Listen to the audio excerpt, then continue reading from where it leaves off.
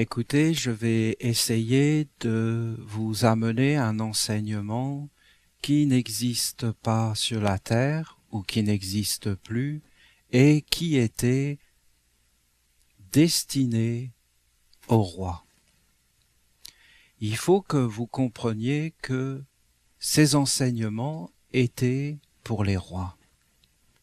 Et si vous regardez dans l'Antiquité, c'était toujours pour la royauté. La royauté, c'était la splendeur, c'était la grandeur, c'était la beauté. D'ailleurs, vous voyez, le roi était le monde divin sur la terre. C'était ainsi que nous pensions il y a des milliers d'années. Et nous devions apporter les offrandes au roi pour que le roi vive dans la splendeur. Et si le roi vivait dans la splendeur, alors la porte du monde divin était ouverte et tous les êtres pouvaient être dans le bonheur et la bénédiction. Mais si le roi ne vivait pas dans la splendeur, alors ça veut dire que c'était la fin.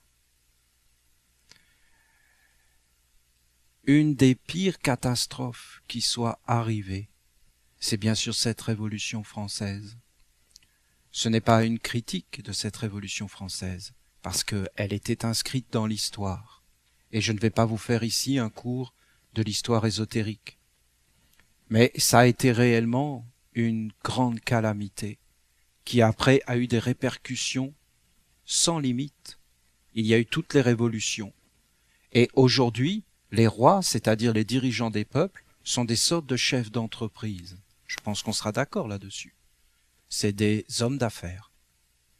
Et les bouffons du roi, c'est-à-dire ceux qui faisaient rire la population, sont devenus les rois.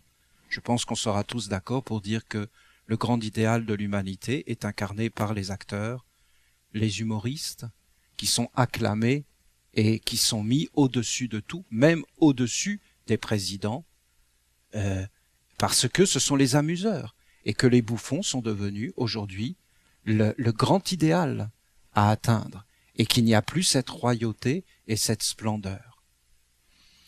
Je lisais un manuscrit de la mère morte des Esséniens, disons d'une partie des Esséniens, car on ne va pas nous réduire les Esséniens à cette communauté d'Israël, qui s'était séparée d'Israël pour garder la vraie alliance. Et je lisais ce manuscrit, et je me disais, mais ils ne peuvent pas comprendre, mais quel travail ils font, c'est incroyable. C'est une somme de travail incroyable pour reconstituer ces manuscrits. On est vraiment tourné vers le passé, mais on ne veut pas s'intéresser au présent. Dans ces anciens manuscrits, ils décrivaient les règles pour appartenir à cette communauté. Et c'était des règles d'une rigueur, mais incroyable. Alors, on devait être dans la communauté. C'était le but même de la vie. Le but de la vie, c'était d'entrer dans cette communauté. Tu devais faire partie de cette communauté. Et pour cela, il y avait tout un tas d'épreuves à passer.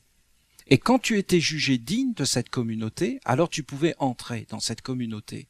Et ce que tu pouvais faire, c'était de manger avec eux la nourriture sacrée. Une fois que tu étais entré dans la communauté, tous tes biens, tu les donnais à la communauté et tu vivais avec la communauté. Il y avait des règles, mais d'une rigueur très stricte. Et si tu enfreignais ces règles, alors tu étais privé du repas avec la communauté. Je vous garantis que l'on retrouve tous les enseignements du christianisme. L'Eucharistie, le partage du pain, le corps du Christ, la nourriture sainte, d'entrer dans la communauté des chrétiens, et même les chrétiens des origines, ils apportaient tous leurs biens et les mettaient en commun pour vivre comme des chrétiens. C'était quelque chose qui voulait dire que l'homme sur la terre ne vit pas seul, mais il vit avec des mondes autour de lui. Et que s'il y a des hommes qui ont l'alliance avec le monde divin, alors on doit faire un corps avec eux pour vivre en harmonie avec eux, pour vivre avec le roi, avec la lumière du roi. Vous savez, quand l'archange Michael a pour la première fois parlé de l'usurpateur, il a employé ce terme usurpateur. Je ne me rappelle plus, je ne suis pas quelqu'un qui a la mémoire des chiffres et des événements, mais peut-être c'était il y a 2 ans peut-être, où l'archange a commencé à dire le mot usurpateur, ou peut-être c'était il y a 3 ans, je ne me rappelle plus. Mais quand il a dit ce mot, ça a été tout un départ, parce que vous savez que l'archange Michael, c'est celui qui terrasse le dragon, le mal. Et il l'a désigné sous nom de usurpateur. Usurpateur de quoi et de qui? Mais en réalité, usurpateur, c'est quelqu'un qui prend la place. C'est quelqu'un, en fin de compte, qui vole et qui dit quelque chose qui n'est pas vrai. Il dit « je suis le roi », mais il ne l'est pas. Et en fin de compte, c'est bien le mensonge. Et c'est bien celui qui tue la réalité. Parce que qu'est-ce que c'est tueur du réel?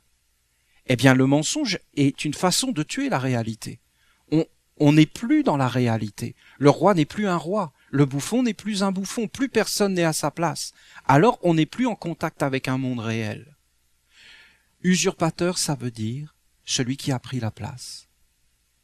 Nous ne voulons pas être des adorateurs d'un roi usurpé, ou nous ne voulons pas être des serviteurs d'un Dieu qui est faux, qui est une idole, qui est un déchet, quelque chose, tout dans les apparences, mais rien à l'intérieur. Alors, c'est ça cette idée d'être dans la lumière, d'être dans la vérité. Mais aujourd'hui, ce n'est pas possible d'aller vers la lumière. Je ne vois pas comment les hommes peuvent faire s'ils n'ont pas le savoir qui leur permet d'aller vers cette lumière. Pour moi, c'est une évidence. Alors écoutez, ce savoir, il est donné aux Esséniens, non pas parce que nous serions des privilégiés. Il est donné aux Esséniens pour que nous le donnions au monde. Vous comprenez? Il n'est pas pour nous. Il est pour tous les êtres. Et nous devons amener ce savoir au monde. Alors si vous me permettez, dans une grande amitié, dans une grande douceur, dans une grande patience, je vais vous transmettre une partie de ce savoir. Vous ne pouvez pas exiger de moi la perfection. Vous comprenez? Il faudrait que vous soyez vous-même parfait. Vous ne pouvez pas exiger de moi la perfection. Ou alors soyez parfait. Et demandez la perfection. Alors j'essaierai d'être parfait. C'est ce que j'essaie de faire, comme vous. Nous sommes ensemble là-dessus. Il ne faut pas me mettre à un endroit où je ne suis pas, vous comprenez? Sinon on est dans le faux. Nous sommes réellement ensemble.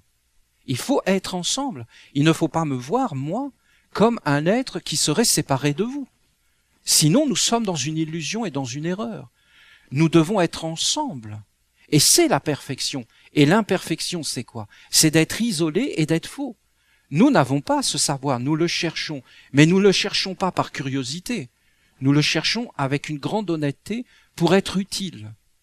À nous-mêmes, bien sûr, et à nos semblables. Et par nos semblables, nous pensons à la terre tout entière. Nous devons être dans cette idée.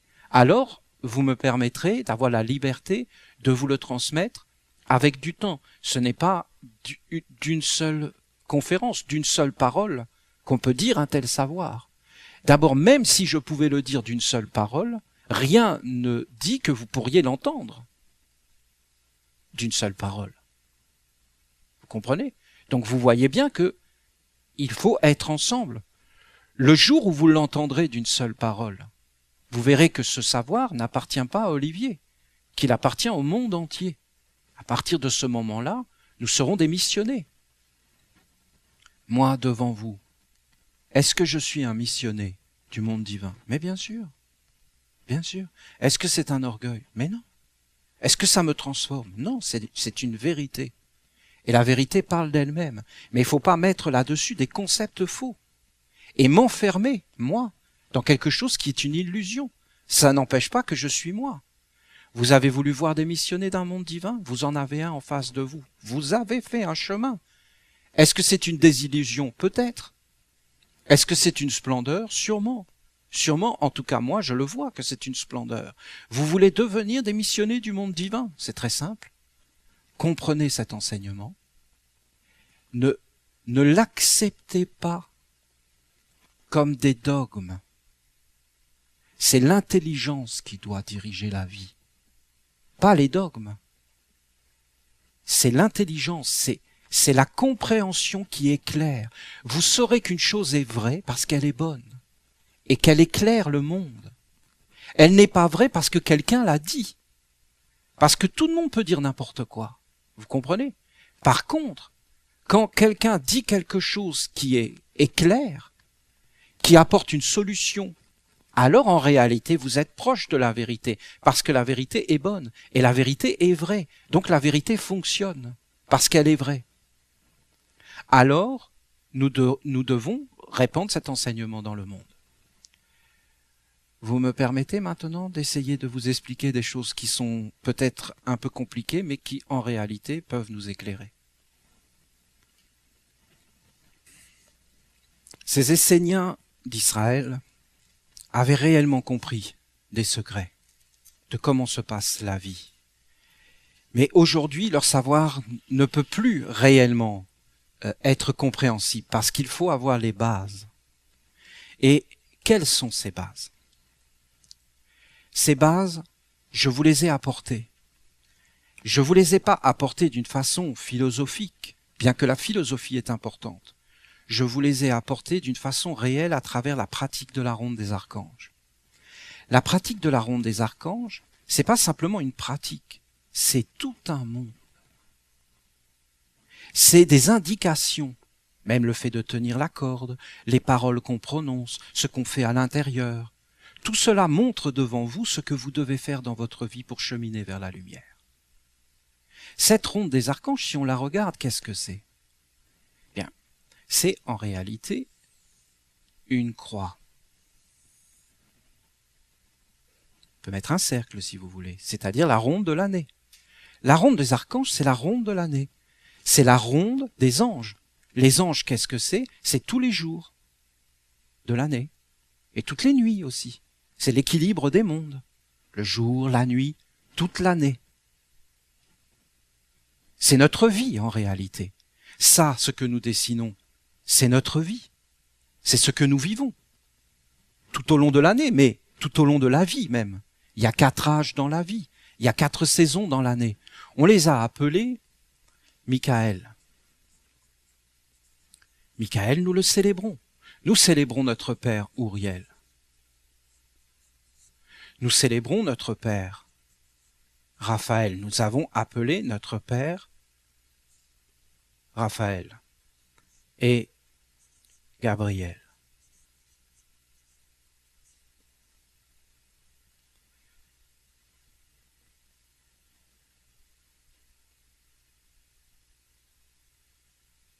Mais Michael, par exemple, c'est l'automne. Ce qui donne l'automne, ça s'appelle Michael. Michael, c'est l'automne. Gabriel, c'est l'hiver. Raphaël, c'est le printemps. Uriel, c'est l'été. Ce qui donne l'été, c'est Uriel. C'est une façon de parler. On pourrait très bien dire l'été. Uriel. C'est le même mot. C'est pas 2 mots différents. Par exemple, si on dit la terre, eh bien c'est Uriel. Si on dit l'eau, eh bien c'est Gabriel.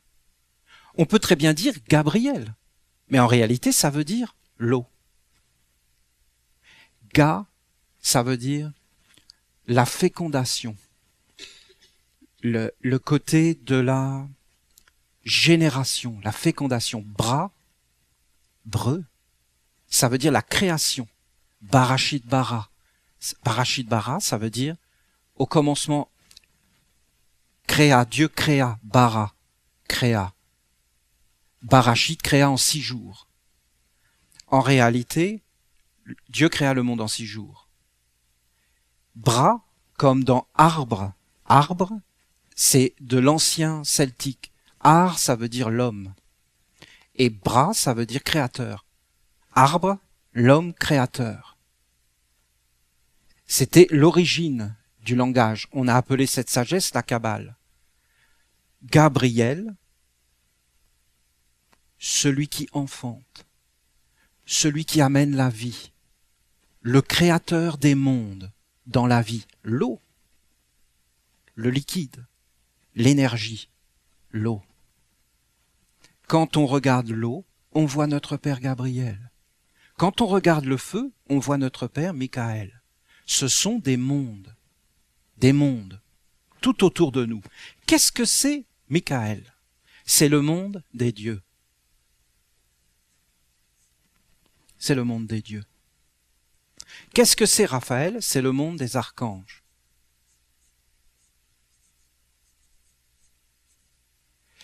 Qu'est-ce que c'est Gabriel? C'est le monde des anges. Qu'est-ce que c'est Uriel? C'est le monde des hommes. Ah là là. Comment expliquer tout cela? Vous comprenez? Qu'est-ce que c'est Michael? C'est le monde des hommes. Qu'est-ce que c'est Raphaël? C'est le monde des animaux. Vous voyez, je le prends en dessous. Il y a un E ou pas? Je ne me rappelle plus. Il n'y a pas de E. Qu'est-ce que c'est le monde? Allez. Ça, j'osais pas, c'est chaud. Qu'est-ce que c'est Gabriel? C'est les végétaux. Et qu'est-ce que c'est Uriel? C'est les pierres.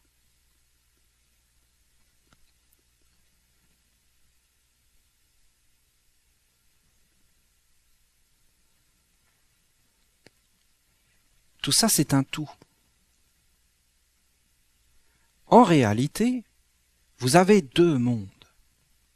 Deux mondes. Vous avez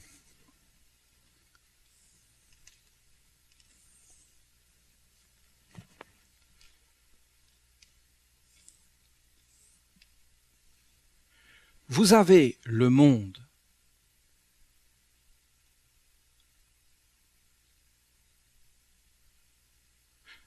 monde de la lumière et vous avez le monde de l'ombre. Dans le monde de la lumière vivent les dieux. Et dans le monde de l'ombre vivent les hommes. D'accord? Parce que regardez, les dieux et les hommes sont les mêmes. Les hommes sont les dieux de l'ombre. Et les dieux sont les dieux de la lumière. Les hommes sont l'ombre des dieux. Mais de quel Dieu? Quand Moïse voit Dieu, tu ne peux pas me voir. Je vais passer et tu vas regarder mon ombre. C'est-à-dire, il a vu un homme. L'homme est l'ombre de Dieu. Ce n'est qu'une ombre. Ici, vous avez un monde qui est le monde des déchets. Bon. Il y en a plusieurs. Et ici, vous avez un monde qui est le monde divin.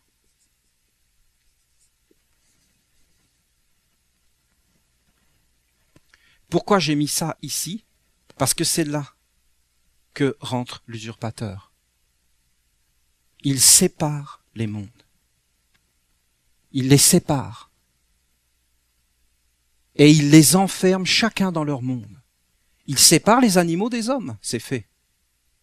Il sépare les plantes, voyez? Il sépare. Il dit ça c'est les animaux, ça. Oui. Mais on ne peut pas séparer, on ne peut pas séparer l'automne, l'hiver. C'est un même monde. Mais lui, il les divise et il les sépare.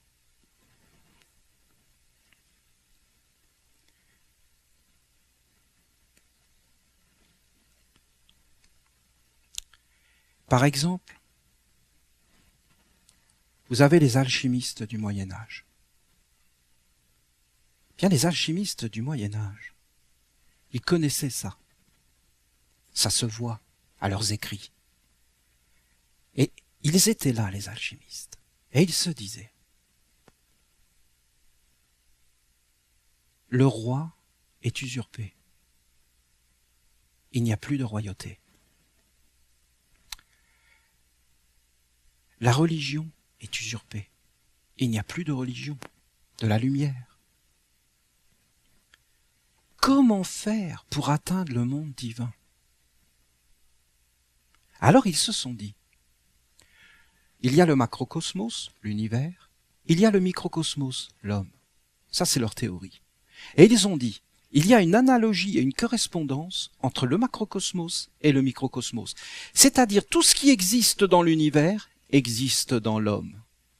Donc, étudions la matière, la terre. Voyez, le feu, l'air, l'eau et la terre. Étudions la terre, la matière, et démontrons dans la matière ça. C'est ainsi qu'est née la science. Ces êtres se sont dit, prenons refuge dans la matière. Et de quoi ils ont parlé? Ils ont dit, voilà, il y a ici, vous êtes patient avec moi? Je suis parti dans quelque chose, c'est énorme ce que je veux vous dire. Je ne sais plus où mettre les choses. Mais oui, c'est tellement grandiose mon histoire. Il y a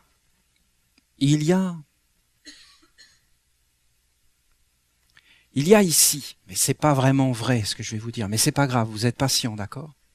Disons que c'est pas vraiment vrai ce que je vous dis. Il y a ici des déchets. Comment ça s'appelle? Ça s'appelle le plomb.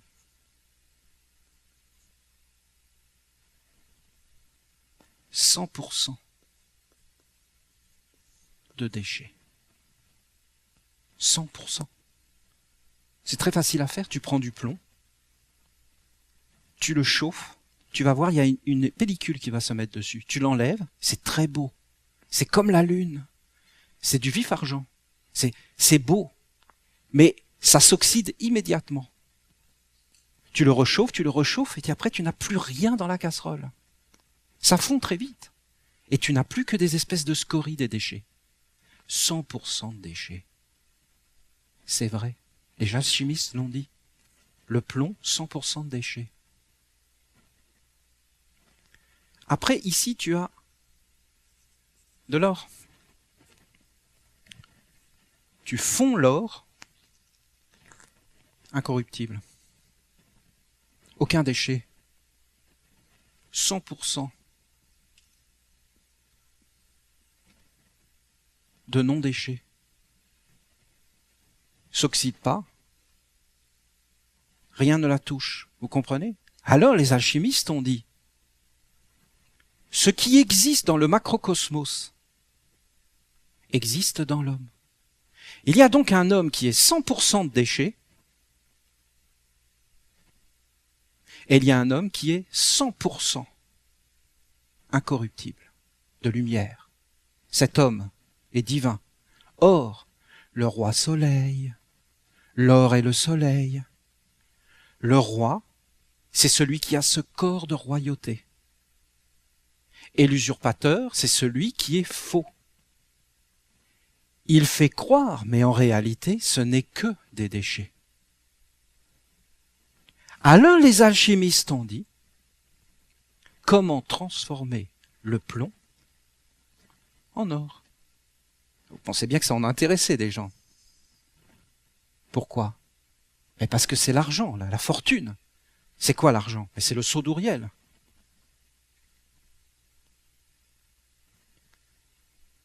Alors c'est la royauté, parce que tu as tout ce que tu veux. Oui, mais tout ce que tu veux dans la pureté, de l'or, pas le plomb.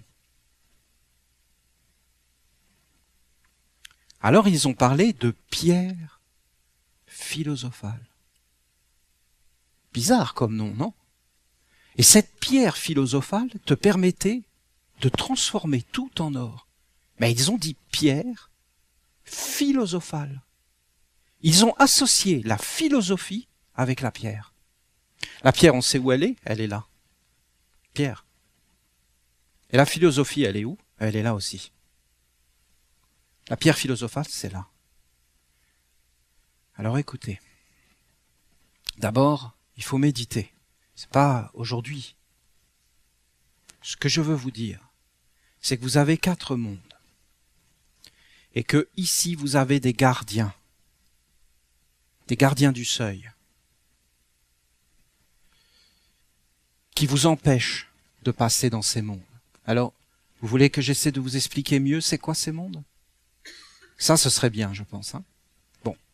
Alors, vous voyez, si vous voulez comprendre ces mondes, si vous voulez les comprendre, c'est très simple.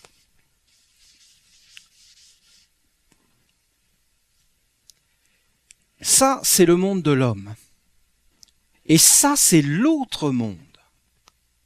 Mais c'est quoi cet autre monde? Eh bien, c'est l'autre monde. Dans le sens qu'il y a toujours 2 mondes, vous vous rappelez? Quoi que je dessine sur le tableau, je ne peux le dessiner que parce qu'il y a le tableau. Le tableau est toujours là. Il y a toujours un monde caché derrière. Je vous ai expliqué, c'est 50-50. Si je vous parle, c'est parce qu'il y a un monde derrière ma parole. C'est 50-50. Vous entendez 50% de ma parole, et il y a 50 autres pourcents que vous n'entendez pas. Et qui va dans un autre monde. Quel est ce monde? Alors, en réalité, ici, c'est le monde des hommes. Et là, c'est le monde divin. Mais voilà que l'usurpateur a cloisonné les mondes. Et il n'a pas dit, tu vas vers ce monde-là. Il a dit, les 50%, c'est là.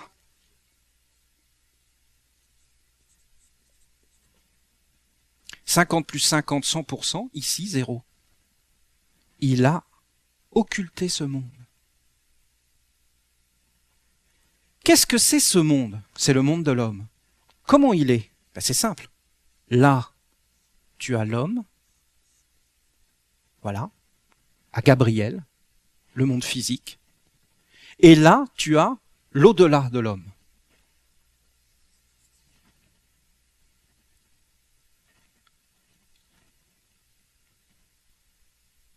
Qu'est-ce que je vous ai enseigné sur Gabriel?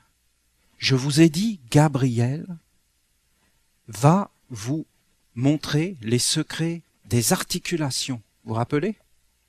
Et je vous ai expliqué le monde des pierres, le monde des plantes, dans les articulations, même le monde des dieux. Parce que vous êtes articulés. Qu'est-ce que ça veut dire être articulé? Ben, ça veut dire être dirigé. Je vous ai raconté mon expérience, mon illumination à Chapner, alors que j'étais dans la librairie Chapner sur la rue Sainte-Catherine. Donc vous pouvez y aller, j'ai eu une illumination à cet endroit, ce sera peut-être une place sainte dans le futur. J'étais en train de boire mon chocolat, qui est moyen, hein, c'est pas non plus la fin du monde, donc mon illumination ne vient pas du chocolat de Chapner. Et j'étais en train de regarder les gens qui passaient sur Sainte-Catherine. Et là, il y a toutes sortes d'oiseaux. Il y a des femmes avec des gros talons, aiguilles. On se demande comment elles font pour marcher avec ça. Donc j'étais dans cette cogitation intense. Et je regardais toutes les têtes, toutes les coiffures, les gens qui marchent vite, les gens qui marchent doucement, les gens qui planent, les gens qui sont concrets. Faites-le. Allez dans cet endroit et regardez et essayez de voir ce que j'ai vu. Qu'est-ce que vous allez voir? Que quand les gens, quand ils marchent, ils portent leur monde. C'est pas évident. Ça va sauter à vos yeux. Mais vous allez le voir, ce que je vous dis. Ils portent leur monde. Ils marchent avec leur monde. Vous voyez l'amoureux qui a sauté au-dessus des poubelles. Vous voyez celui qui regarde par terre, l'air triste. Vous voyez celui qui est complètement perdu. Vous voyez celui qui est plus dans le réel, qui est complètement en train de planer. D'ailleurs, si vous regardez bien, ils sont tous en train de planer. Planent complètement. Pourquoi ? Parce que quand vous dites à une personne, c'est quoi la réalité ? Qu'est-ce que vous dit cette personne ? La réalité, c'est ça. Eh bien d'accord. Mais non. Ça, c'est un mensonge. La réalité, c'est ça. Mais tout le monde fait croire que c'est ça. Mais c'est pas vrai. Qu'est-ce qui nous sépare les uns des autres ? Le corps. Mais le corps ne nous a jamais séparés.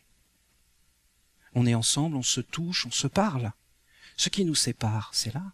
C'est nos idées, nos concepts, nos perceptions, notre façon de voir le monde. C'est là que nous vivons. Je vais même vous dire, c'est très très rare qu'un homme vive dans son corps physique. Quand vous faites l'expérience de mourir, la première chose qui vous choque, c'est de vous voir tel que vous êtes.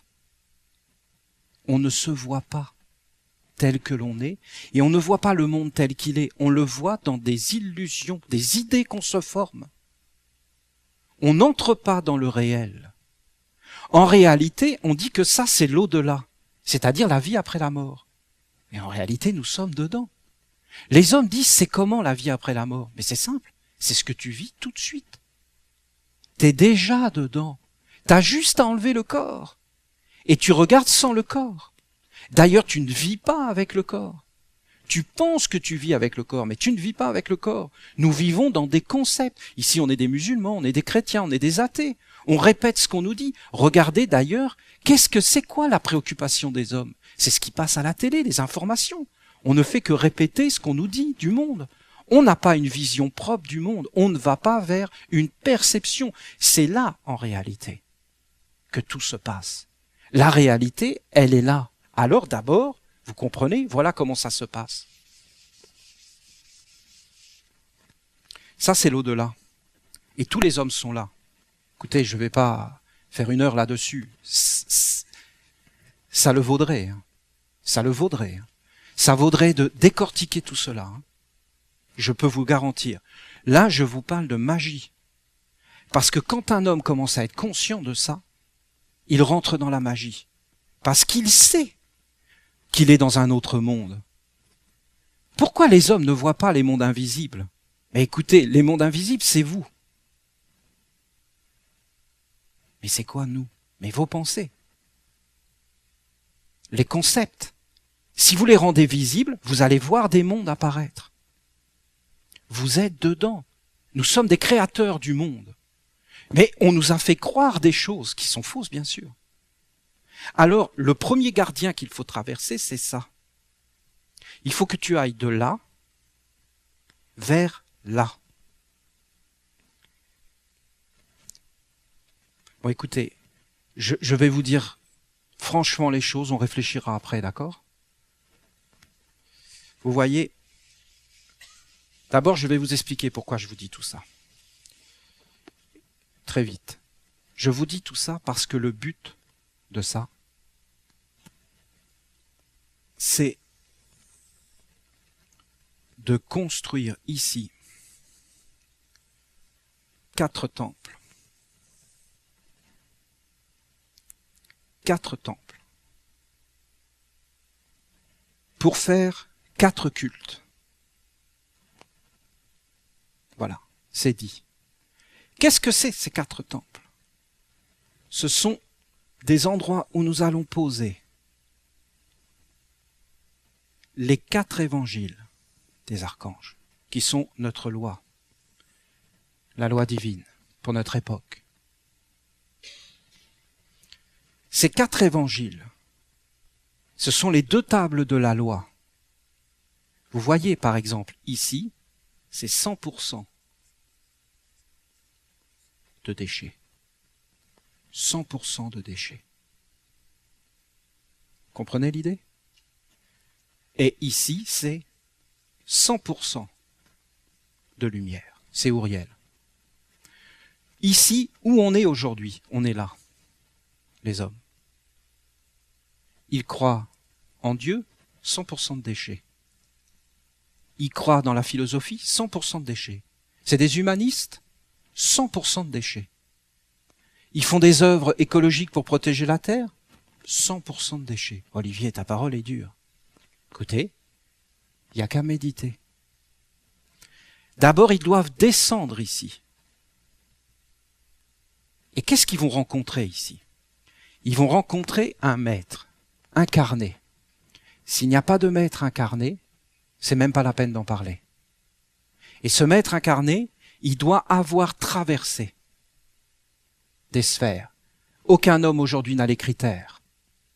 Vous voyez bien que c'est compliqué. Qu'est-ce que va lui dire le maître incarné? Et qu'est-ce que va faire ce maître? Il va dire, c'est la mère. Tu dois être éduqué. Ici, c'est l'éducation. Tu dois être rééduqué. Tu dois réapprendre à penser. Tu dois réapprendre à regarder. Et tu dois arrêter de rêver. Et tu dois arrêter d'avoir des concepts. Mais c'est pas possible. Comment je peux faire, Olivier? Parce que moi, je crois que Dieu sait ça. D'accord? Voyez-les marcher sur Sainte-Catherine. Oui, je porte Dieu. Mais de quel Dieu tu parles? C'est le roi, je vous dis. Alors, en réalité, tu dois refaire le corps de concept. C'est l'épreuve d'ici qu'il y a. Dans le sens que tu dois passer, et c'est le maître. Et le maître, qui c'est le maître? Mais en réalité, le maître, c'est la mer. Et le maître va te ramener vers la mer, et vers la terre, et vers la réalité concrète. Et tu vas t'éveiller. Et qu'est-ce que tu vas t'éveiller? C'est 10% que tu vas éveiller. 10%. Ça veut dire que 90% de déchets. C'est pas mal. T'as 10%. C'est ta conscience individuelle. Alors si tu arrives à récupérer ces 10% de ton être conscient, et que tu commences à comprendre et faire tout un travail sur toi de 10% que tu récupères, tu vas traverser ce qu'on appelle le petit gardien du seuil. C'est-à-dire que là, ce qui va te freiner, c'est des concepts. Des mondes vont venir te chercher et ils vont te dire, Dieu est amour, tous les êtres sont divins, Dieu est partout. Donc en réalité, tu n'as pas besoin de tout cela. Et ils vont te donner plein de concepts ou d'autres concepts. Et ils vont te ramener dans ce monde-là sans arrêt. Si tu arrives à traverser en t'éveillant, alors tu verras qu'il y a une vie plus grande que la mort. Sinon, tu restes toujours là-dedans, uni à ton corps physique que tu ne connais pas. Parce que tu n'as pas touché le corps, tu ne sais pas ce qu'est le corps. Gabriel a dit, si vous pouviez rencontrer la mort, vous ne vivriez pas la vie que vous vivez. Vous auriez d'autres préoccupations. Quand tu entres ici et que tu affrontes le petit gardien, il est là, le petit gardien du seuil. Qu'est-ce que tu vois devant toi? Tu vois l'être qui gouverne ces mondes. Et cet être, c'est ta destinée. C'est lui qui te gouverne. C'est lui qui t'associe à des dieux, à des mondes. C'est lui qui tisse ton corps et ta vie. Et tu dois être présenté devant lui et lui dire, ce n'est plus toi qui dirige ma vie, mais c'est ce maître, cet enseignement. Lui va te dire, je suis ton père et ta mère. C'est ce qu'il va te dire. Et il va pas te le dire avec des mots. Il va te le montrer avec la vérité. La vérité. Il va te montrer comment il t'a formé, comment c'est lui qui a donné vie à tes parents, à ta tradition, comment c'est lui qui pense à travers toi, comment il t'a habillé, nourri, comment il t'a conduit. Et il va dire, tout ce qui est à moi, tu me le donnes. 100% de déchets. Je peux vous dire que c'est une épreuve terrible.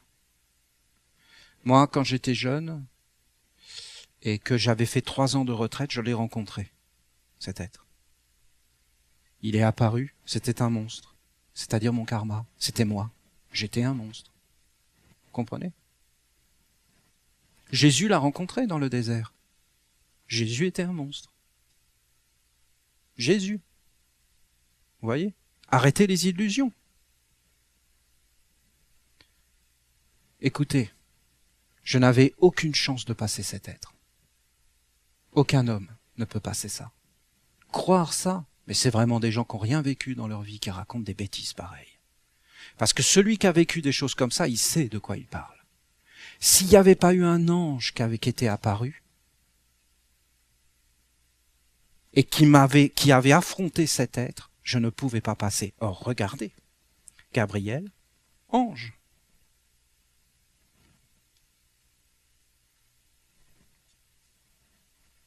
C'est incroyable, hein, non? Regardez n'importe quel spiritualiste religieux. Dites-leur, où sont les anges? Ils vont vous dire là, dans les mondes invisibles. Non, ils sont là les anges. Dans le monde réel. Ce que tu fais avec ton corps. Ici, tu peux passer.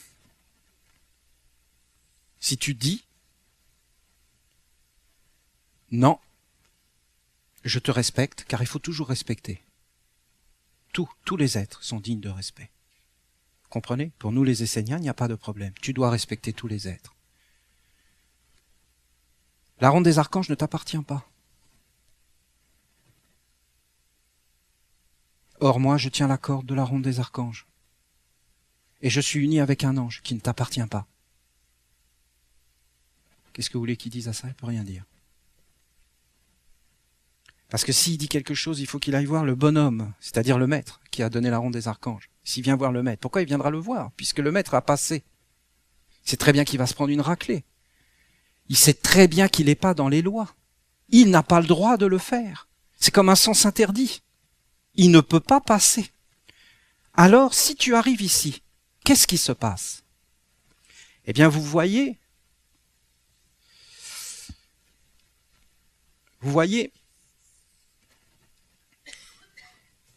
là, c'est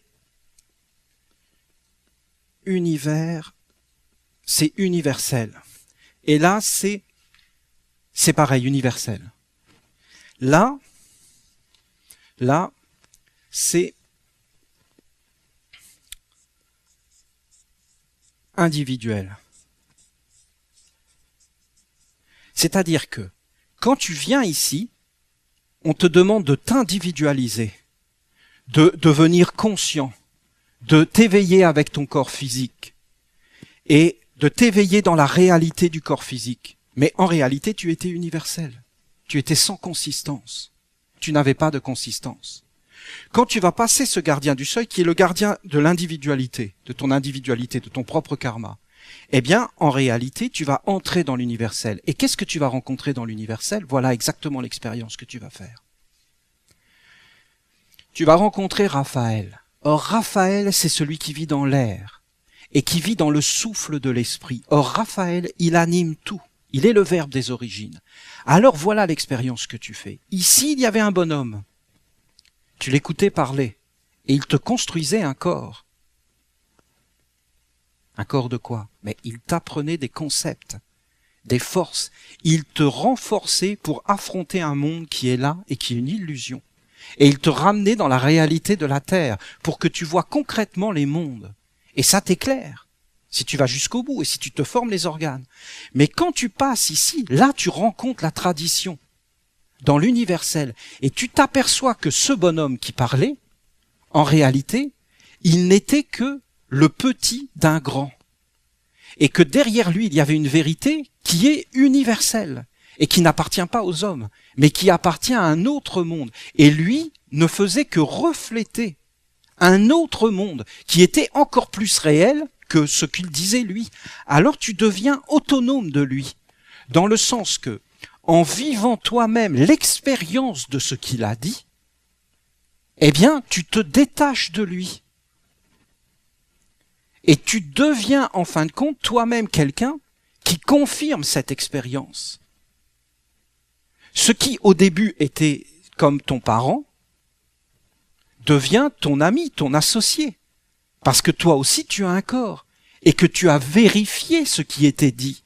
Et que tu l'as goûté. Et que tu t'es fait des sens. Vous voyez, c'est quelque part, c'est les 5 sens. Là, tu vas vers la mer. Et qu'est-ce que c'est la mer? Je vous l'ai dit, c'est le verbe des origines. Au commencement était le verbe, c'est-à-dire la mer.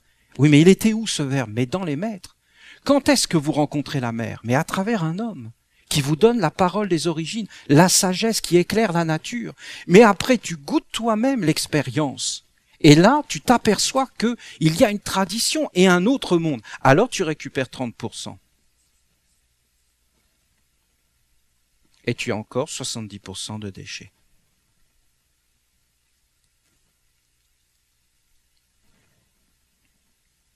Alors, tu dois passer vers Michael. Et c'est quoi, Michael? C'est ce qu'on est en train de faire aujourd'hui. C'est-à-dire que là, ce sont les cultes. Là, ça y est, tu comprends. Mais vraiment, tu comprends. Tu te dis, mais oui, c'est ça. Et tu vois que c'est universel. Tu ne le vois pas que dans un maître. C'est ce que j'ai essayé de vous apporter, moi. Vous comprenez? Parce que c'est ce que j'ai vu, moi. J'ai vu que la lumière était dans Mahomet. On peut dire tout ce qu'on veut, la lumière était dans Mahomet. Mahomet parlait avec l'archange Gabriel. Et les anges. Il était là. Il n'a pas réussi à traverser. Il n'a pas conduit les hommes vers l'autonomie. Il leur a dit, je suis le prophète. Je suis l'envoyé de Dieu. Vous faites ce que je vous dis, point. Pourquoi? Je vous structure un monde et je vous permettrai de sortir de ce monde-là. Mais c'était là. Jésus était à un autre point de vue, mais pareil. Il n'a pas fait ce monde. Ils n'ont pas amené ce monde, aucun. Là, c'est autre chose. Tu n'as pas fait que comprendre.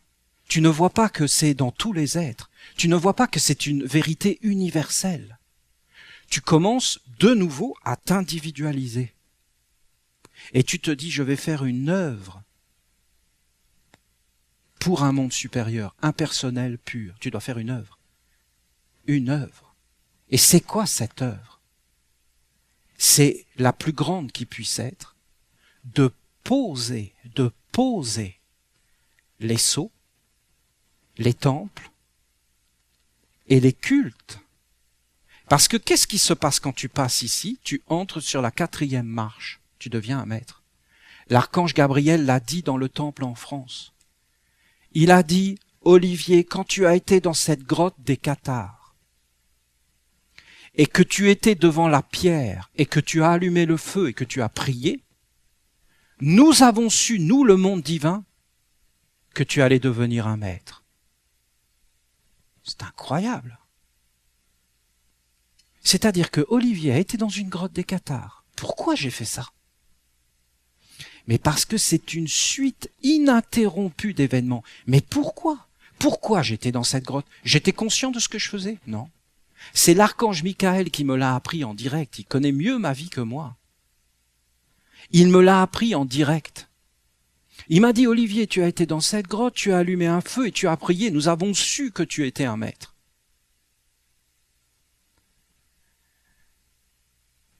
Mais écoutez, de toute façon, j'allais dans tous les endroits et je priais, j'allumais des feux. Donc voilà. Pourquoi ça a été celle-là? Pourquoi? Mais c'est simple. C'est simple pourquoi? Parce que j'étais là. Et ici, c'était quand même dégagé. Pourquoi? Mais parce que ici vivaient avec moi des maîtres. Le maître Peter Donov. Et que je faisais des actes dans le concret. Par exemple, j'avais édité les livres du maître Donov. Donc, ça marchait dans les deux mondes. Et en fin de compte, il me laissait passer. Et donc, ce n'était plus cet être-là qui dirigeait ma destinée. Écoutez, c'est très très concret ce que je vous dis. Hein. C'est très très concret. Vous voyez mon petit chien qui sautait tout le temps sur les voitures? Ben, c'est arrivé, c'en est pris une. Donc hier, elle était à l'hôpital, aujourd'hui, elle a l'omoplate cassée, elle est bandée. D'ailleurs, c'est assez extraordinaire. Hein. Au Québec, il faut mieux être un chien qu'un humain au niveau de la médecine. On est reçu instantanément sans fil d'attente. Vous avez un omoplate cassé, vous êtes un homme, vous attendez 6 heures. Vous êtes un chien, c'est instantané. Ça en dit long. Hein. C'est une parenthèse, écoutez, c'est pas... Mais ça en dit long quand même. Il faut quand même s'éveiller dans la totalité des mondes. Hein. On est bien d'accord. Vous voyez bien que c'est réel ce que je vous dis. Pourquoi ce petit chien court après les voitures, ce qui est une stupidité? Parce que les chiens sont fidèles au monde divin. Et qu'ils savent que la pire des cochonneries qui a existé sur la terre, c'est la roue. Et comme ils sont les gardiens des hommes, ils veulent dire aux hommes, arrêtez de rouler dans ces engins de mort, parce que la roue est le début de toutes les cochonneries. Vous avez bien vu, vous lisez n'importe quel livre d'histoire, la civilisation a commencé avec la création de la roue. Mais nous ne sommes pas d'accord et les chiens sont d'accord avec nous. Mais c'est un mauvais karma. Dans le sens que le chien ne peut pas comprendre la loi de cause à effet. Et qui dirige sa vie? Mais c'est réel ce que je vous dis. Les hommes sont dirigés par des lois de cause à effet. Complètement pris. Et si tu ne peux pas traverser pour aller vérifier par toi-même la réalité d'un enseignement divin, de l'autre côté, tu es pris. On va te raconter n'importe quoi, Dieu est amour, et tu vas le croire sans l'avoir vu par toi-même, avoir les sens. Eh bien, en réalité, n'importe qui dirigera ta vie. Je ne sais pas si je suis clair. Qu'est-ce que c'est ici? C'est que tu deviens un maître. Comment tu deviens un maître? Parce que tu vas rentrer dans le culte du feu. Si, en tant qu'homme sur la terre, tu entres aujourd'hui devant l'autel de pierre, parce qu'à l'intérieur du culte du feu, il y a un autel de pierre avec un feu sacré. Qui est le garant de ce feu? Le maître en incarnation. Pour qui nous faisons ça? Pour le roi, légitime, et pas l'usurpateur. Si tu entres dans ce culte, ça veut dire que tu fais la même expérience que j'ai fait dans les montagnes, validée par l'archange Michael. À partir de ce moment-là, ici, tu t'individualises. Alors, tu récupères 50% et 50%. C'est le début. Si tu entres ici, ça veut dire que ça y est, tu vis dans 2 mondes. 2 mondes. Tu vis dans un monde terrestre. Et écoutez, entre nous, ne vous alarmez pas, on s'en moque, c'est des déchets. Olivier, il faut que je jeûne. Olivier, il faut que je fasse une discipline, la morale et tout ça. Mais est-ce que tu fais autant d'histoires quand tu vas aux toilettes? Arrêtez de vous prendre la tête pour les toilettes. On va pas se casser la tête pour des excréments. Par contre, on va vénérer ce qui est sacré. Occupe-toi de ce qui est sacré.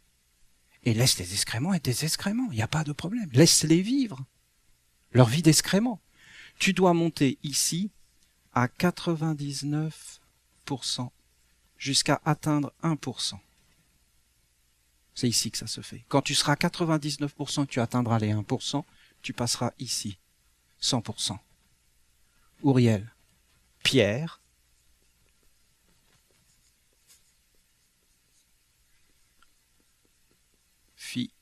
philosophale. Or, royauté. Tout est purifié. L'au-delà devient divin. Alors le cycle commence. Si l'au-delà devient divin, c'est ce que je vous ai dit, au ciel bleu de la paix, coule à travers le fleuve de la vie, dans la réalité de la terre. Mais les hommes veulent le ciel bleu de la paix, mais ils ne savent même pas ce qu'est la paix. Leur ciel ici, la paix est une cochonnerie. Il faut quand même avoir le courage de le dire. Elle a été usurpée. C'est pas un ange de la paix. Les hommes ne sont pas au service d'une tradition universelle. Ils ne sont pas dans le cycle des saisons. Ils ne connaissent pas les lois de l'agriculture. Ils veulent avoir de la paix sans semer la graine de la paix. Écoutez, comment ils vont avoir la paix? C'est impossible. Jamais elle ne fleurira sur la terre. Si tu veux avoir la paix, il faut que tu mettes la graine de la paix. D'où vient la graine? De la terre? Non, la graine vient du ciel. toute semence vient du ciel. C'est le ciel qui multiplie la semence, pas la terre. La semence, elle tombe d'où? Des feuilles, des arbres, des fleurs. Et elle tombe sur la terre et elle ensemence la terre. Et elle fait tout le cycle, c'est-à-dire tout ce cycle-là. Parce que là, on peut y aller. Hein. Vous pouvez voir tout ce que je vous ai déjà dit sur les relations entre l'homme et la femme, sur toute la fécondation des mondes, comment ça se passe dans le monde. Vous savez, j'ai une grande admiration pour le maître Abraham Mikhaël Ivanov, ou même le maître Peter Donov, mais je peux vous garantir qu'ils n'ont pas réussi. Qu'est-ce qu'il restera d'eux? Une petite fraternité blanche, avec une petite panne rythmique on danse en Bulgarie, hein? Et tout ça, là, on nous dit quoi? Que c'est des cinglés? Que c'est des allumés, des êtres qui planent? Vous comprenez? Ils ont été enfermés et emprisonnés.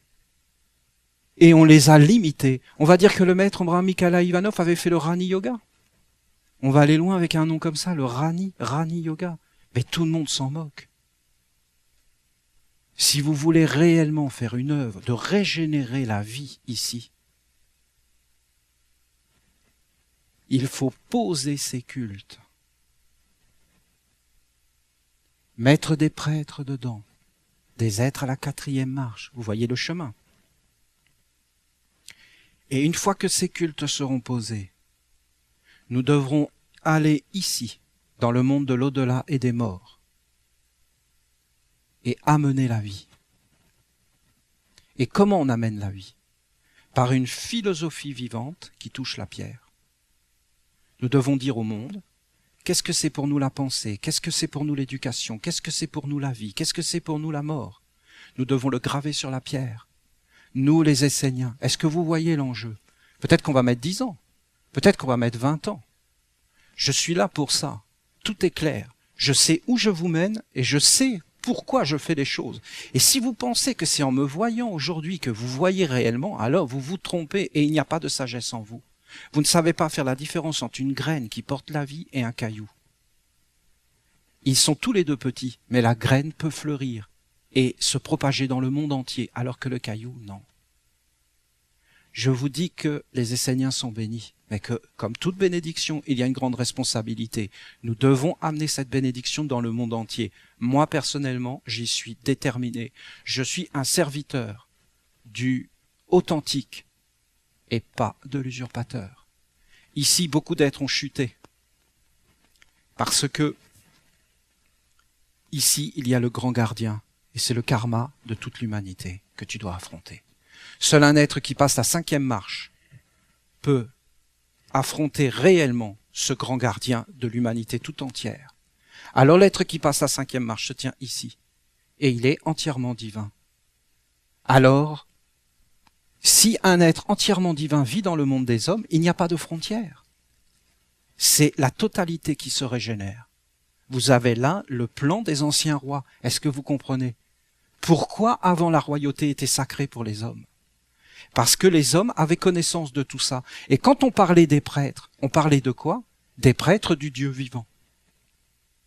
C'était l'art de faire vivre Dieu dans le monde, qu'on a appelé l'agriculture. L'art de nourrir les dieux, de faire des offrandes aux dieux, d'avoir une vie conforme et de cheminer vers l'immortalité et pas du tout vers les déchets. Et d'être à la fin un déchet. Et d'être considéré comme un déchet. Je vous assure qu'il y a cette idée dans l'air, vous ne la voyez pas, qu'on nous considère comme des déchets. Je vais même vous dire, les déchets ne sont pas négatifs, on ne peut pas les enlever. C'est la racine du système. Paracelse a dit, l'enfer est la matrice du macrocosme. Ça voulait dire que ce monde des déchets, ce monde où tout est détruit, c'est ça qui engendre quelque part la vie. Alors on devait faire fleurir la fleur. Mais pour ça, il faut tout un organisme, une structure.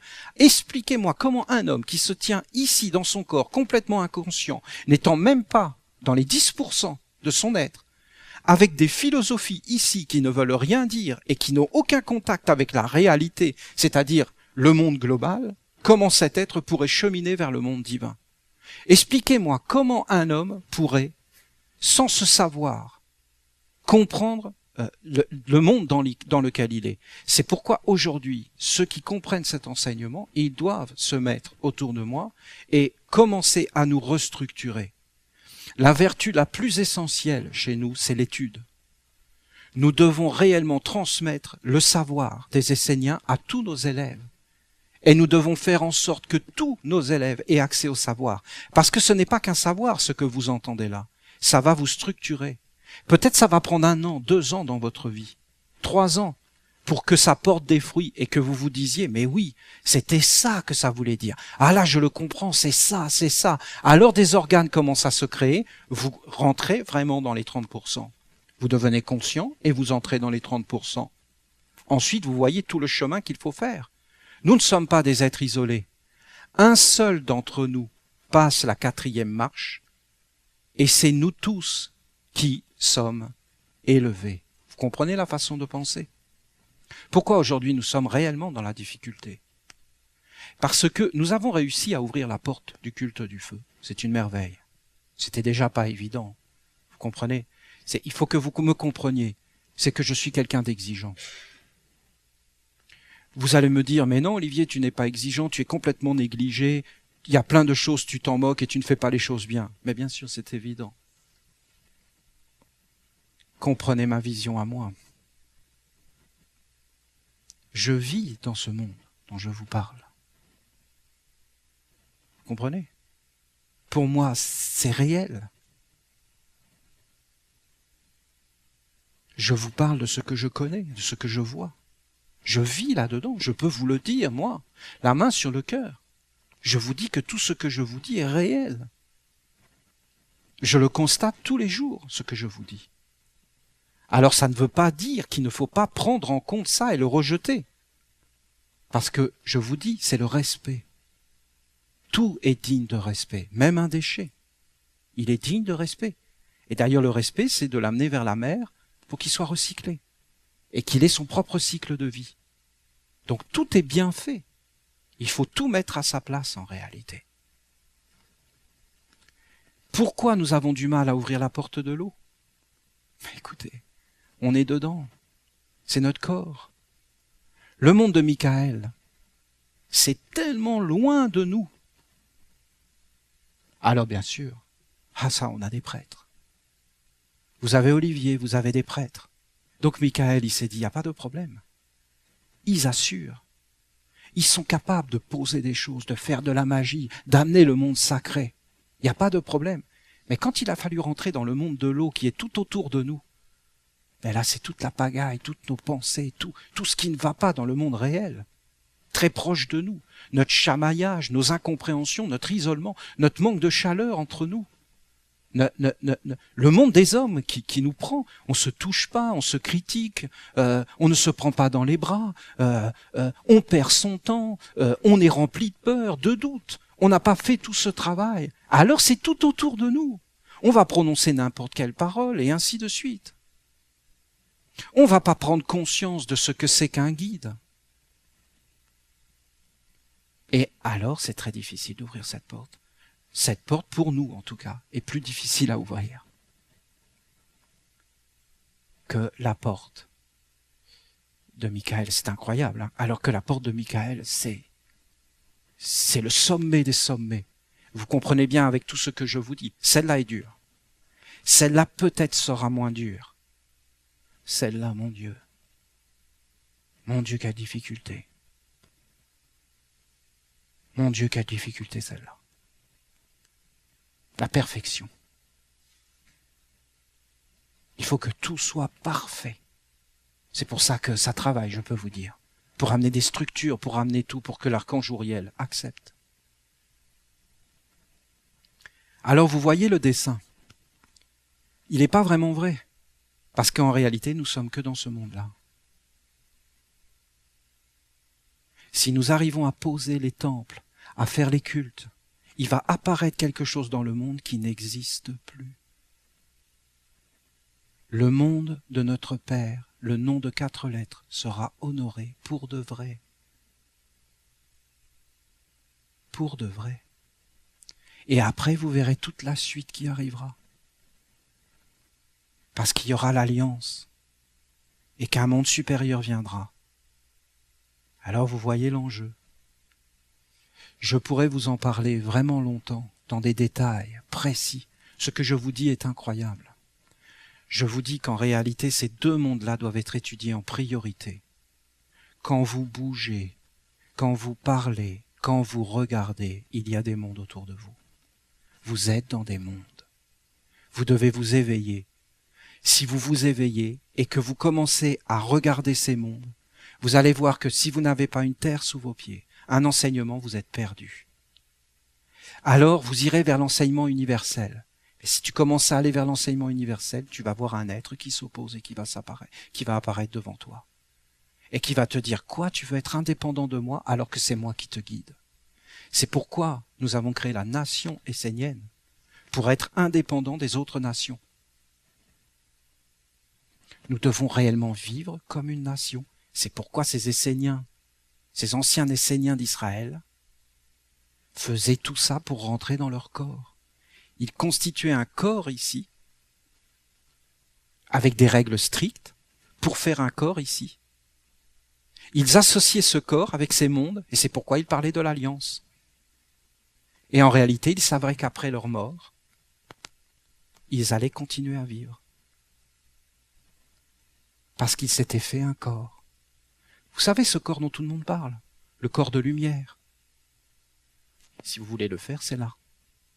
Quand vous arrivez là, vous avez le corps de lumière.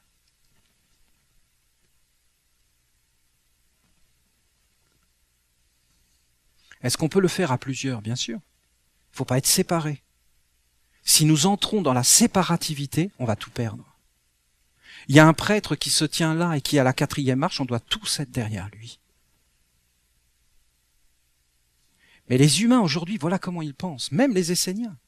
Ils sont là dans leur pratique en disant « Bon, Archange Michael, fais que le sceau soit posé, mais toi tu ne peux pas le poser. » Il n'y a qu'un prêtre sur la 4e marche qui peut poser le sceau. Tu dois donc dire « Fais que le prêtre Olivier, fais que le prêtre Florent, fais que le prêtre Loïc, fais que le prêtre Philippe puisse poser le sceau. » Si vous ne dites pas les noms, si vous n'êtes pas concentré sur les bonnes personnes, si vous pensez que c'est vous, tout sera pris dans ces mondes-là et c'est fini. Il faut avoir le savoir. Vous pensez que nous sommes isolés les uns des autres, mais c'est complètement faux. Moi, je te vois malheureux, malheureuse.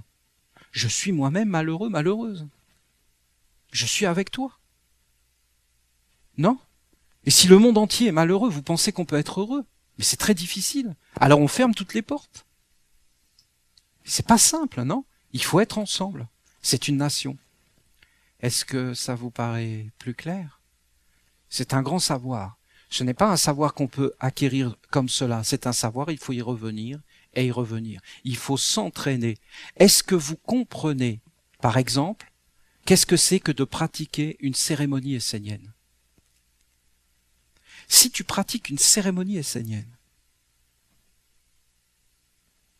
qu'est-ce qui se passe? Tu la pratiques ici, avec ton corps physique. Instantanément, tu vas éveiller des forces ici, qui vont commencer à transformer ta destinée. C'est instantané. Vous ne pouvez pas faire une cérémonie en bas si elle n'est pas faite en même temps en haut. Qui anime cette cérémonie? L'usurpateur va vouloir la prendre. Mais tant qu'il y a des prêtres incarnés avec un culte et qui sont réellement fidèles, qui sont réellement sur la 4e marche, il ne faut pas que l'usurpateur rentre et que des êtres infidèles rentrent dans ces mondes. Comment on le sait? C'est aux œuvres qu'on le sait. Comment on sait que les christianismes sont devenus infidèles? À partir du moment où le pape a chuté, c'était fini, toute la structure chutait. Pourquoi? Mais 8 millions de femmes brûlées vives. 8 millions, il vous faut quoi comme écriture de plus? C'est pas clair, ça? 8 millions de femmes brûlées. C'est pas clair comme écriture? Elle est claire, non? Il me semble. La pratique de la torture. Non, mais écoutez, vous voulez quoi de plus? Qu'est-ce que vous voulez de plus? Vous avez envie de rencontrer les dieux chrétiens dans l'au-delà. Vous voulez aller dans le paradis des chrétiens. Est-ce que le paradis des chrétiens existe? Oui, ben il est là. dans le monde des hommes, enfermé et isolé. Vous pensez que le monde divin va valider un truc pareil? C'est une farce. C'est une croyance illusoire, ce sont des concepts faux. Le monde est bon. Allez vers la mer, il y a le danger, mais vous verrez la bonté, vous verrez la générosité, mais il faut que ça soit vrai. Ce n'est pas des hommes, aucun homme n'est bon. Les anges, oui. Tu dois être uni avec un ange, Gabriel. Alors vous avez 4 écoles, voilà, vous avez à peu près le message de l'avenir. 4 cultes, à l'intérieur 4 évangiles, des 4 archanges qui sont notre loi, pas simplement à nous, pour le monde entier. Et après, nous allons mettre ces lois dans le monde entier pour régénérer les hommes qui sont complètement perdus. Vous voyez? Voilà l'entreprise. Même si on ne nous connaît pas, c'est pas grave, on l'aura fait. Vous savez, c'est comme le problème des OGM. Il y a des gens qui se retrouvent au tribunal parce qu'ils ont des OGM dans leur champ. Et alors, Monsanto leur dit, vous avez volé nos cultures. Mais ça se répand. Les OGM, tu peux pas les arrêter. C'est le problème aujourd'hui des abeilles qui sont en train de mourir. C'est qu'elles ont été butinées sur ces plantes et que ça les détruit. Eh bien, comment vous voulez empêcher les abeilles d'aller butiner, de leur dire ça c'est des OGM et ça c'en est pas? Et comment ils font? Vous comprenez que c'est un monde universel et que tout est dans tout, que nous-mêmes là nous sommes dans tout et qu'il n'y a pas de frontières. Nous sommes dans tout et nous pouvons féconder le tout dans la lumière. Vous avez là l'ensemble. Alors, nous devrons nous propager de la même façon dans l'avenir. D'abord, nous devons ouvrir les portes, nous devons instituer les cultes sur nos terres, bâtir nos temples, commencer à rédiger nos évangiles et à les mettre dans le monde. Ensuite, nous devons faire toutes nos initiations pour amener de plus en plus d'élèves vers la 3e et 4e marche.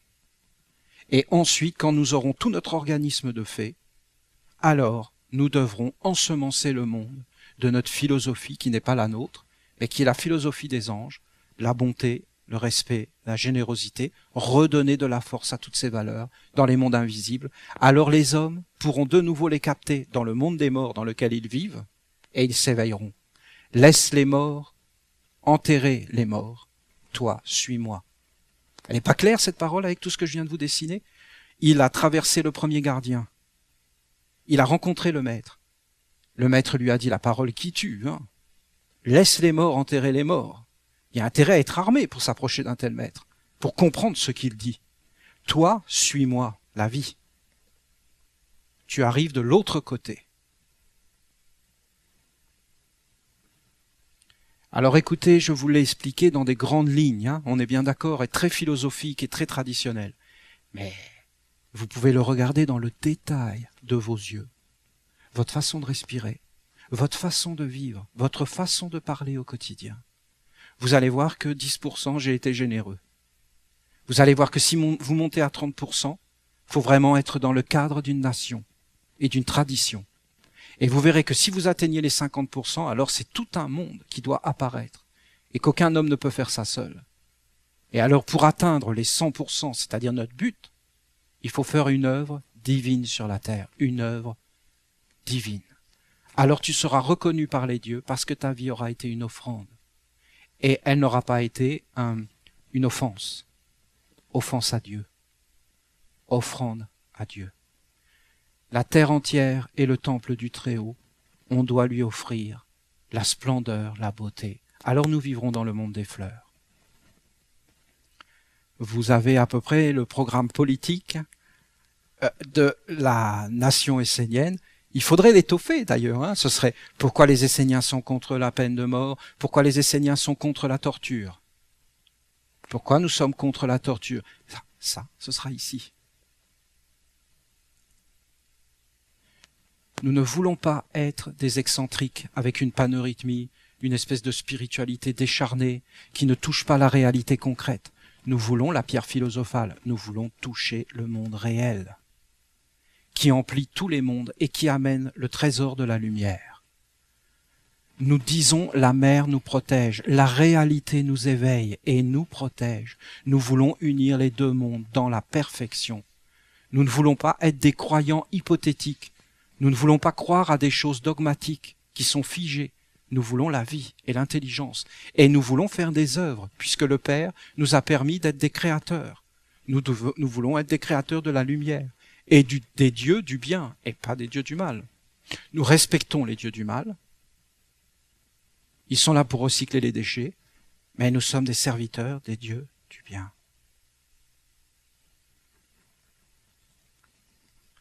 Ça vous plaît? Vous pensez que c'est global, que ça va? Qu'on a fait le tour? C'est au début. Vous savez, après, il faut aller dans les œuvres. Après, il faut le faire. Vous avez devant vous votre serviteur qui est un serviteur. Quand vous arrivez ici, vous êtes un serviteur des dieux. Et vous honorez le culte. Je peux vous dire qu'ici, il faut rentrer dans une totale impersonnalité. Les hommes croient toujours que c'est eux qui font les choses. Or, c'est faux quand vous arrivez ici. Vous mettez vos yeux, votre parole, vos mains au service d'un monde supérieur qui est plus grand que l'homme. Aucun homme n'est grand. Mais le monde divin est grand et l'homme peut participer à la grandeur du monde divin. Comment on sait qu'il a participé? C'est très simple. Les dieux, les archanges, les anges,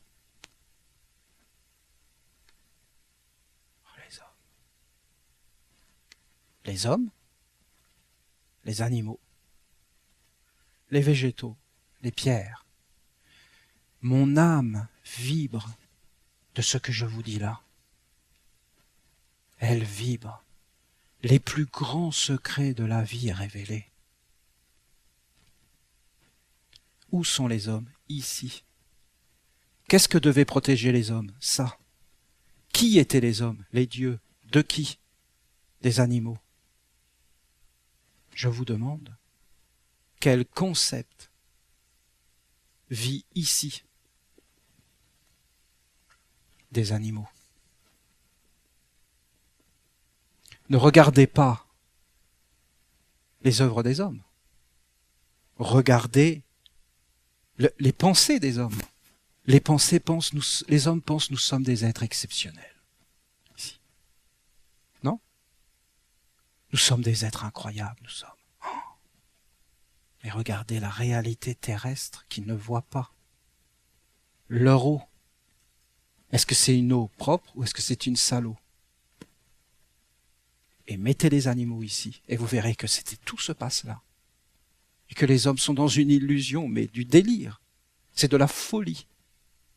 Mettez les végétaux, ça se verra moins. Mettez les minéraux, écoutez, c'est évident. Mettez même les hommes. Regardez ce que font les hommes avec les hommes. Et vous verrez la grande folie du monde. Cette folie est visible, personne ne la voit. Ils ont même plus 10% de conscience éveillée. Et ils sont dans des illusions, mais totales. Ça apparaît. Qui dirige les hommes? Des illusions. Qui les conduisent où? Dans le rien. Et quand ils vont se réveiller dans l'autre monde, qui n'auront plus de corps, ils vont rencontrer en face leur destinée en esclavage. En esclavage. Je suis votre Dieu qui vous a délivré de la maison de servitude. C'est pas clair? En tout cas, pour moi, ça l'est. Je vous dis que ces mondes sont réels et que la seule façon de rétablir l'ordre, c'est la ronde des archanges et que l'étape après, c'est ce que je vous enseigne. Vous comprenez que nous sommes réellement bloqués ici? Regardez, nous vivons dans des concepts. Même par exemple Brigitte Bardot, qui a 10% de récupérer, parce qu'elle s'est éveillée au contact de la mer. Elle n'a pas forcément rencontré un maître. La mer a été le maître et elle l'a vu. Et elle s'est éveillée. Regardez la force de cette femme. Elle a donné tout son argent et toute sa fortune pour la cause animale. Elle est quand même dans une illusion. C'est terrible. Vous comprenez? Parce qu'elle n'a pas passé. Mais si elle passe là, mais quelle force elle aurait? Elle aurait une force, mais décuplée. Elle récupérerait 30%. Et si elle s'associe à des mondes supérieurs, elle pourrait aller jusqu'à récupérer 99% avec des prêtres. Je peux vous garantir que le message serait plus du tout la même. elle aurait la puissance divine pour protéger les animaux. Et elle aurait derrière elle des prêtres.